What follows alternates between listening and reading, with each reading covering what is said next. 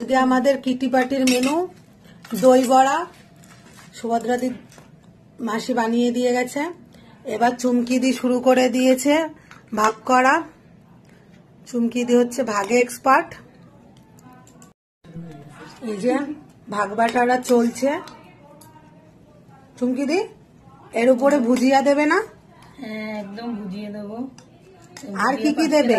আছে কি কি দেবে? উপরে দেওয়াই আছে, দই দিয়ে মশলা দিয়ে রাখা। হ্যাঁ, আর কি দেবে? বিট নুন দেবে না? বিট নুন, বিট নুন, ভুজিয়া আর মশলা এগুলো দেবে এর উপর দিয়ে, তাই তো? এবার দই বড়ার উপর দিয়ে ভুজিয়া যাচ্ছে। মশলা আগেই দেওয়া ছিল,